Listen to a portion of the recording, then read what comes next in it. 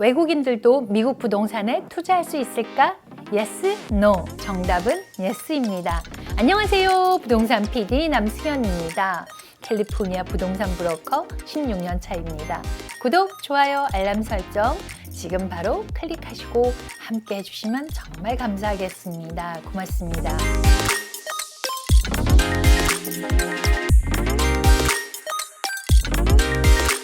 미국은 세계에서 부동산 투자하기에 가장 좋은 시장에 속한다고 할 수 있는데요. 왜 그럴까요? 네, 부동산 가격은 비교적 싸고요. 또 자금 조달도 보통 간단하고 토지 소유자에 대한 법률도 명확하기 때문입니다. 많은 외국인들이요, 미국 부동산에 투자하고 싶어 하지만 어디서 어떻게 시작해야 될지 모르시는 분들, 지금부터 한번 같이 집중해 보실까요? 네, 외국인 이라 함은 한국, 중국, 캐나다, 호주 등등 미국인이 아닌 경우를 말합니다. 이런 경우에 미국에서 부동산을 구입하고 싶다. 네, 지금 바로 구입하실 수 있습니다. 왜냐고요? 아무런 제한이 없습니다. 하지만 그것이 쉽다는 것을 의미하지는 않아요. 세금이라든지 금융, 그 다음에 경영 등을 고려할 사항들이 있거든요. 그래서 왜 미국이 세계에서 부동산 투자하기에 가장 좋은 것들 중에 하나일까요? 라고 생각을 해보시면요. 미국은 부동산 매입을 위한 매우 독특한 제도를 갖고 있고요. 세계 대부분 지역에서 담보대출을 받을 수 없는 경우가 많은데 미국은 담보대출이 가능합니다. 물론 어떤 시장들은 다른 시장하고 다르겠지만 영국, 호주, 캐나다 같은 경우에는 그 숫자가 있긴 있지만 굉장히 찾기가 어렵다고 합니다. 근데 미국의 부동산 시스템으로는 집을 사는 것이 또한 안전하고 쉽다는 것도 또 굉장히 큰 장점이에요. 미국은 또한 그 세계의 많은 지역에 비해서 매우 안정적이고 경제와 정부를 가지고 있다는 거 굉장히 중요하죠. 그리고 인구가 증가하고 있고 또 정부는 주택 그 소유를 장려하고 있다는 겁니다. 외국인이 미국에서 부동산을 사는 것이 합법일까요? 네, 외국인이 미국에서 부동산을 사거나 대출을 받을 수 없다는 법은 없습니다. 그렇다고 해서 외국인에게 그러니까 돈을 빌려주는 은행이 그렇게 많지는 않아요. 대출을 받기가 그러면 얼마나 어렵습니까? 네, 대부분의 미국 은행들은 미국에서 세금을 납부한 적이 없고 그 다음에 영주권도 없고 연고가 없는 외국인에게 돈을 빌려주고 싶을까요? 네, 미국에서 집을 사기 위해서 대출을 받는 게 어려울까요? 네, 대부분 미국의 은행들은요, 미국에서 세금을 납부한 적도 없고 또 영주권도 없고 연고가 없는 외국인에게 돈을 빌려주지를 원할까요? 네, 아마 쉽지 않을 거라고 봅니다. 해외 거주 외국인과 미국과의 관계가 없는 외국인에게 대출을 할 때는 대출자에게 빌려주고 나서 되갚지 못할 위험이 있을 겁니다. 그래서 캐나다나 다른 외국인 이런 부동산도 대출받기가 쉽지는 않은데요. 예, 그래서 대부분의 융자 업체들은 그들의 고국 밖에서 대출을 하기를 원하지 않거나 심지어는 그 나라의 법과 규정에 따라 대출을 할 수 없을 수도 있어요. 쉽지는 않겠지만 캐나다나 다른 외국인이 부동산에서 대출을 받을 수가 있습니다. 예, 코로나 이후에는 그게 없어졌다가 다시 생겼는데요. 네, 미국 시민이 해야 할 것과 같이 소득 근무라든 이렇게 소득을 증명할 수 있어야 되는데요. 최근에 이런 은행들이 다시 생겨나고 있다는 겁니다. 그래서 네, 외국인들을 위한 융자 프로그램이 요즘 은행에서 다시 생겨나고 있는데요. 코로나 사태 이후에는 그게 없어졌어요. 그러다 다시 생겨났는데 이제 그 프로그램을 살펴보면요. 30% 다운했을 때는 이자가 4.87로 40% 다운했을 때는 4% 4.25로 이자율이 굉장히 좋습니다. 그리고 다운하시는 돈은요. 굉장히 주의해야 될 건데요. 은행에서 특히 지금 한국이나 이렇게 하는 경우에 영문 잔고 증명서를 꼭 발급해 놓으시라는 겁니다. 이건 자금 출처를 말하는 거예요. 이거는 일반적으로 부모님께서 한국에 증여를 해서 집을 살 때도 마찬가지고요. 그 다음에 이 외국인 융자 프로그램은 12월 모게지 그러니까 페이먼트 할 거를 은행에 디파짓, 리저브로 해놔야 된다는 거예요. 그래서 지금 이거는 그 VOE 프로그램보다 어떤 경우 이자가 더 좋은 것 같아요. 미국 부동산 하기에 정말 아주 좋은 기회라는 생각이 드는데요. 이 융자 프로그램은 제가 모게지 브로커로부터 정보를 받은 것을 공유하는 것입니다. 미국에서 외국인이 대출을 받을 때 어떤 비용이 발생을 합니까? 이거 매우 중요하잖아요. 미국의 경우에 대출받는 비용에는 집을 감정을 하잖아요. 그래서 그게 필요하고요. 그 다음에 집의 상태를 체크하는 홈 인스펙션 비용이 필요하고요. 또 이제 에스크로 절차가 있으니까 에스크로 비용이 들어갑니다. 이것은 미국인이든 내국인이든 동일한 거고요. 그리고 융자 비용이 있습니다. 론피가 들어가고요. 근데 이제 외국인의 경우에는, 외국인 융자의 경우에는 다른 게 12달 그 리저브가 디파짓 해놔야 된다는 거예요. 그러니까 은행이 가져가는 건 아니지만 내가 은행에 리저브를 해놔야 된다는 거고요. 페이먼을 만약에 못했을 때 그거를 할 수 있어야 된다는 그런 걸로 생각하시면 되고요. 그 다음에 외국인에게 부동산 세금은 어떻게 될까? 이것도 매우 중요한 부분이잖아요. 그래서 임대 부동산은 미국 시민들에게도 큰 세금 혜택을 주거든요. 그러면 미국에서 부동산을 사는 외국인들에게는 세금이 까다로울 수 있어요. 미국은 외국인에게 미국에서 부동산 소득이 발생하는 거에 대해서 세금을 내도록 요구할 것입니다. 또 외국인은 또한 그 자기 나라 고국에서 세금을 내야 할 수도 있거든요. 그러니까 그게 나라마다 좀 다르므로, 뭐 예를 들면 미국과 캐나다는 그 국민의 그 소득세와 관련해서 그 협정을 맺고 있기 때문에 이제 뭐 이중 과세가 없다 이러는데, 아마 제가 알기로는 한국도 그렇게 이중 과세가 없는 걸로 알고 있어요, 소득세에 대해서. 그래서 그런 세금도 굉장히 중요하니까는 그걸 한번 체크해 보시는 게 좋고요. 그래서 제가 사실 부동산 관련된 세금은 동영상 23번을 참조하시면 좀 도움이 되지 않을까 생각합니다. 미국에서 부동산을 구입할 때는 취득세가 없습니다. 네. 그리고 보유할 때는 매년, 그러니까 1년에 2번씩 보유세를 냅니다. 재산세라고도 하고요. 이것도 내국인이든 외국인이든 똑같습니다. 그러면 수익 부동산, 즉 내가 여기다 살지 않고 레지던스 하지 않고 렌탈 수익을 하는 경우에는 소득세를 내셔야겠죠. 돈을 벌었으면 내야 되는 거죠. 네, 그리고 이제 뭐가 있어요? 갖고 있다가 또 파는 경우가 있을 거잖아요. 그러면 부동산을 매매할 때 양도소득세를 납부를 하셔야 될 거고요.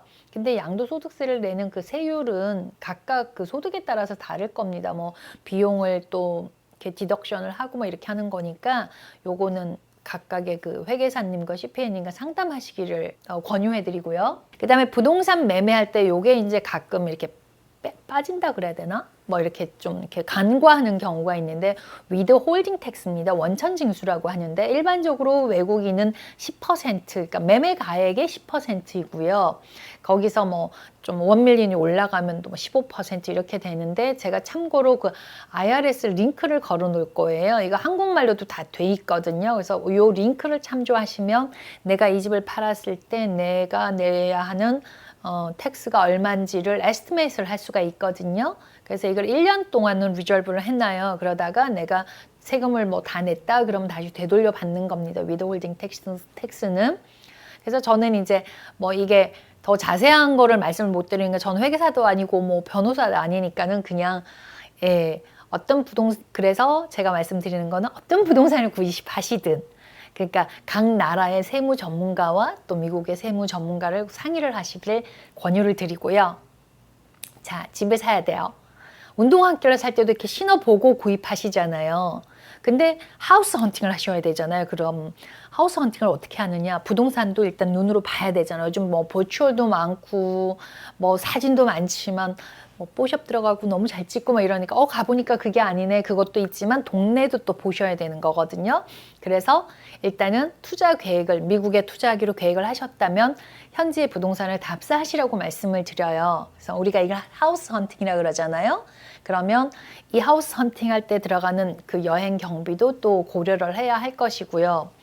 또 외국인들이 이렇게 고려해야 할 사항 중에 하나가 뭐냐면, 해외여행을 갈 때 건강보험 적용되지 않을 수도 있잖아요. 그래서 뭐 무료 의료 서비스를 받는 나라에 있다면은 그런 것도 어떻게 적용을 할 수 있는지, 그런 거를 한번, 그러니까 그냥 이건 아무것도 아니야 이럴 수 있지만 이런 거를 제가 말씀드리면서 한번 체크해 볼 수 있는 그런 게 됐으면 좋겠고, 뭐 여행자 보험도 있고 이런 것들이 많잖아요.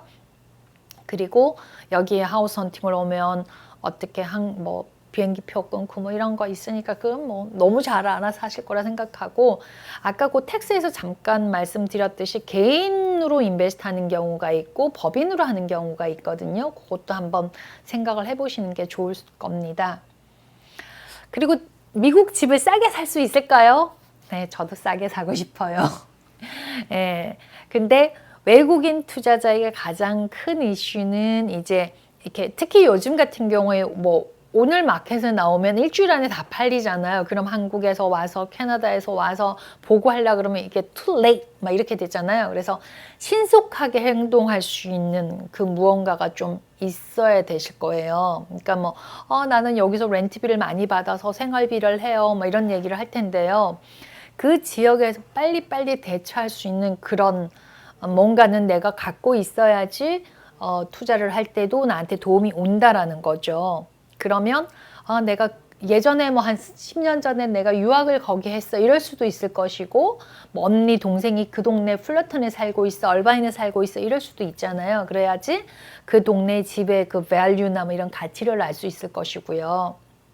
그래서 내가 그 나라에 거주하지 않는 이상 그것에 대해서 잘 모를 때는 주변의 도움을 받는 게 굉장히 좋습니다. 그리고 또 제가 늘 얘기하지만 뭐 제가 어디 가서 옷을 사 입을 때도 옷을 전문으로 하는 사람한테 사 입는 게 훨씬 더 예쁘게 디자인 될 수 있잖아요. 그런 것처럼 그 동네에서 정말 믿을 만한 사람들을 찾아서 전문가한테 어떤 도움을 받는 것도 굉장히 좋을 거라 생각해요. 왜냐하면 이 거래하는데 뭐 하루 이틀에 되는 게 아니고 몇 달이 걸릴 수도 있어요. 요즘 특히 더 그런 것 같아요. 집을 찾기가 힘들어가지고. 네, 미국 투자할 때 가장 좋은 방법이요? 네, 믿을 수 있는 부동산 중개인을 찾아서 좋은 물건을 찾을 수 있는 거가 제일 좋겠죠.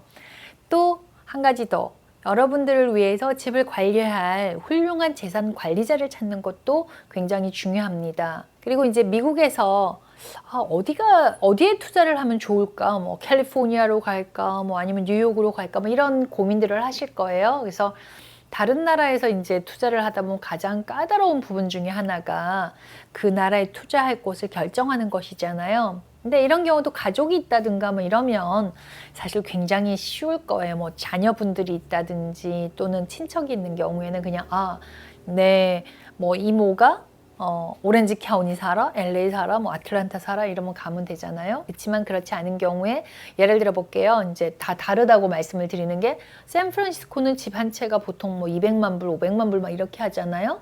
근데 디트로이트 같은 경우는 뭐 집 한 채가 20만 불, 뭐 30만 불 이 정도 할 수도 있어요. 이와 같이 50개 주가 다 달라요. 뭐 카운티도 다르고 시리도 다르기 때문에 그 경제도 다르고 또 법도 다릅니다. 그리고 각 주마다 또 프로퍼티 텍스도 달라요. 이렇게 가능하시다면 인맥이 있는 곳에서 조금 제가 말씀드린 것처럼 투자를 해보는 것을 제가 제안을 드리고 싶고요. 또 미국에 누군가가 살고 있다면은 거기에 있는 이웃이, 그러니까 예를 들면 이런 거죠. 오렌지 카운티에 우리 언니가 살아 그러면은 거기에 뭐 학교라든지 뭐 어느 지역이 좀 안전하고 어느 지역은 한인 커뮤니티가 좀 있고 이런 걸 아는 것처럼 그런 거를 좀 하시면 좋고, 뭐 가장 좋은 건 중개인한테 물어보시는 것도 굉장히 좋지만 좀 신뢰할 수 있는 분이요.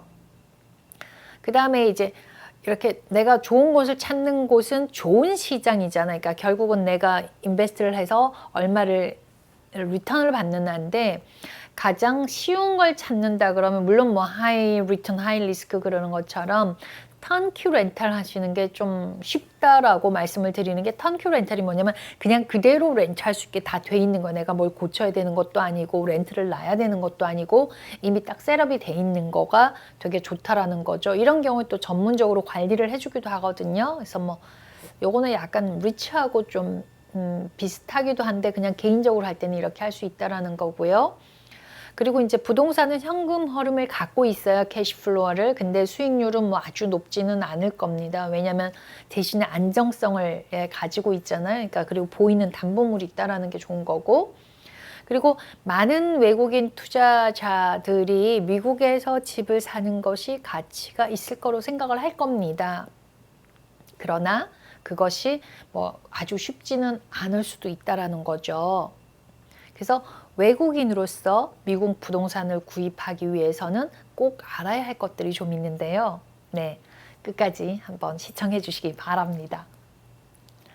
네, 집을 구매하면서 대출을 받잖아요. 그러면은 이제 대출을 받는 게 사실 개인의 어떤 신용과 프로퍼티의 그 담보 대출을 하는데, 외국인 같은 경우는 개인 게 없으니까는 담보만 가지고 대출을 한다고 보셔야 돼요. 그래서 이런 경우는 내가 대출을 받을 것인지 아니면 현금으로만 살 것인지를 생각을 하셔야 되고요. 그러면 내가 예를 들어서 현금으로 다 사는 게 아니다, 그럴 때는 융자를 받는다 그럴 때 융자 조건을 확인을 해 보셔야 된다는 거죠. 아까 앞쪽에서 말씀드린 것처럼. 그 다음에 세금이요. 늘 세금은 비켜갈 수가 없잖아요. 그러니까 이런 경우에도 개인으로 할 것인지 또 법인으로 해서 LLC로 할 것인지에 따라서도 그 세금을 내는 방법이라든지 프로텍션이 좀 더 차이가 나겠죠. 그래서 그런 것도 생각을 한번 해 보셔야 된다는 거고요.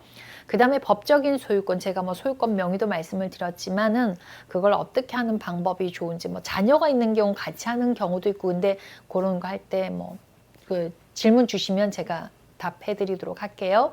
그래서 미국에서 성공적으로 투자하는 투자자가 되려면 공부를 하시라는 거예요. 그리고 전문가하고 상담을 하시고, 그래야지 리스크를 훨씬 줄일 수 있다라는 거죠. 그래서 오늘은 외국인이라고 하면 한국인들을 많이 포함하는 걸 거예요. 그래서 한국에서 미국으로 투자하는 경우에 어떻게 하면 좋은지를, 융자라든지 세금이라든지 소유권이라든지 이런 조건들을 어떻게 해야 되는지에 대해서 오늘 알아봤는데요.